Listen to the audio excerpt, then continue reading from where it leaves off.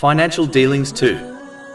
In a narration found in Sunan ibn Majah, number 2146, the Holy Prophet Muhammad, peace and blessings be upon him, warned that merchants will be raised as immoral people on Judgment Day, except those who fear Allah, the Exalted, act righteously and speak the truth. This narration applies to all those who take part in business transactions.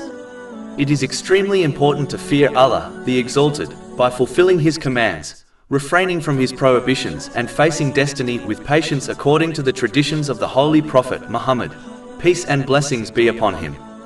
This includes treating others kindly according to the teachings of Islam. In fact, one should treat others how they desire to be treated by people. In respect to business dealings, a Muslim should be honest in their speech by disclosing all the details of the transaction to all who are involved. A narration found in Sahih Bukhari, number 2079, warns that when Muslims hide things in financial transactions, such as defects in their goods, it will lead to a loss in blessings. Acting righteously includes avoiding deceiving others by making them pay excessively for goods. A Muslim should simply treat others how they desire to be treated, meaning with honesty and full disclosure. The same way a Muslim would not like to be mistreated in financial matters, they should not mistreat others. Acting righteously includes avoiding illegal practices discussed in Islam and the law of the land.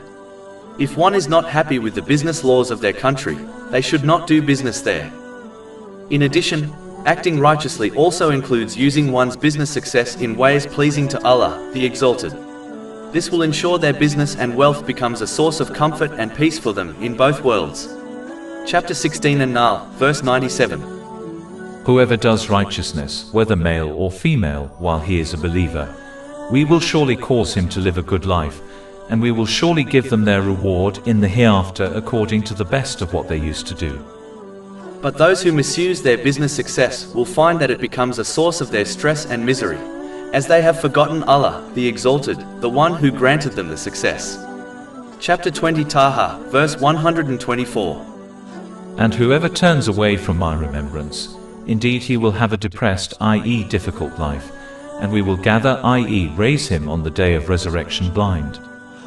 Those conducting business should always avoid lying, as it leads to immorality, and immortality leads to hell.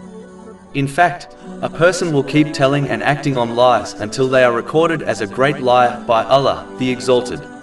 This has been warned in a narration found in Jami' at-Tirmidhi, number 1971. Over 400 free ebooks, audiobooks, infographics, podcasts and blogs available on our website, www.shaykhpod.com.